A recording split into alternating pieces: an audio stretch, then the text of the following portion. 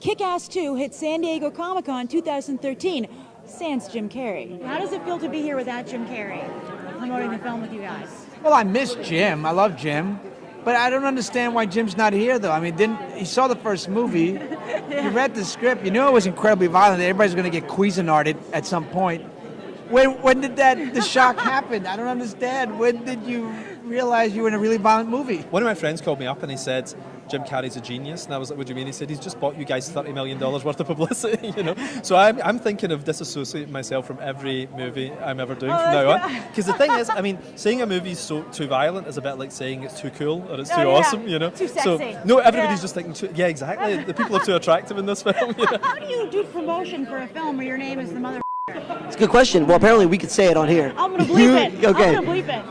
The motherfucker. It's hard. I say the mother effer a lot. Oh yeah. But I feel like it. Like people can bleep words, right? That can happen. So I should just start saying the motherfucker.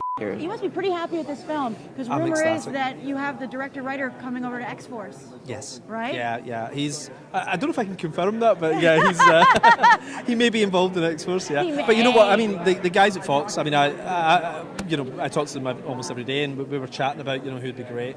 And I literally just watched the first cut of Kick-Ass, like last year, and I was like, this guy's incredible. I know Jeff's going to explode after this, so get in now while he's still relatively cheap. Yeah, right. Get on the ground floor. Yeah. I hear you were so good with this movie that you got X-Force as a reward. I don't know if it worked out exactly that way. I loved X-Force as a kid. I bought issue 1. I bought the New Mutants run that Rob did, and I'm actually reading the current run, the Uncanny X-Force. I think it's the best Marvel title out there. So actually, I really chased it and went to Mark and said, this is something I want to do. I know you're now helping Fox figure it all out. I said, this is how I would do it, and Mark really got behind it and supported the idea, and so now I'm doing it. Comic book really goes there. Kick-Ass 2. Yeah. I mean, it gets pretty violent. Yeah. Will the movie go to that degree? No, I remember reading the comic books for the sequel, and some of the things it was just outrageous. The movie is extremely violent. I don't know if you follow Jim Carrey's Twitter feed. I do. I've But heard of it. it's quite violent, as he's pointed out. But at the same time, it's different than the comic. The first film took liberties with the comic. For example, the whole jetpack sequence is not in the first comic.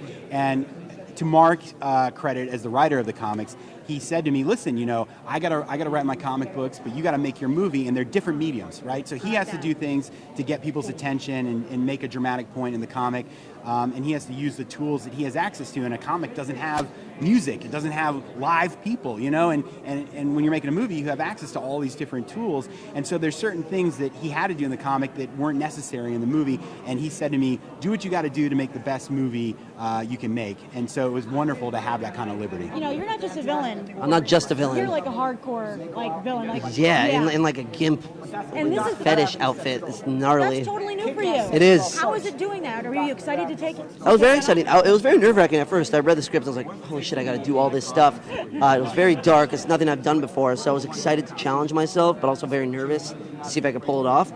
But Jeff linked me up with a great acting coach, and we worked together for a month prior to shooting and really dug out a great character, I feel like. So how does it feel, the first film, a lot of people were saying, well, I don't know if it's going to get a sequel. Yeah. How does it feel to be kind of like in this vindication of here's a sequel? That's the word, vindication. But it's not a malicious thing. To me, it's justified. I just nodded, yeah, that's right. It was supposed to be that way. And it's not a cockiness about the product, but we've been doing the product nonstop.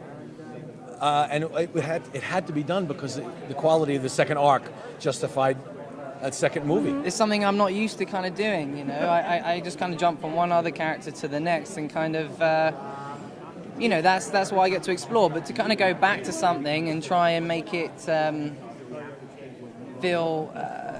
feel like the same sort of person that we remember, and also kind of take him to a whole new place in his life, So that was the real challenge in that. But the writing was so good that, that he's the same old Dave, still trying to discover what he's doing, and he wants to become a superhero. So he trains with Hit Girl, and but there was the consequences are that the you know, the whole weight of the world sort of lies on your shoulders, and you've got to take those responsibilities. You know. Well, not quite the same. From the trailer, it appears that Kick-Ass has been working out. Right. So yeah, Hit Girl's training him up. You know. You see. So. It's not in the comic, but they give you a surrogate father here. You know, with John. Yeah, he plays my bodyguard. Yeah, how is And that? it was amazing. Yeah, he worked for my parents. My father, he worked for my father. He died, worked for my mother. Something happens to her in this movie, so he works for me. And I thought that was very necessary because otherwise I have no connection and no heart. Every character kind of has to have some sort of grounding, you know, heart, something that people can relate to. And John is just such a great actor, and he brought that. And it was so good to work with him. What are you hoping to bring to the franchise when you join for the sequel here?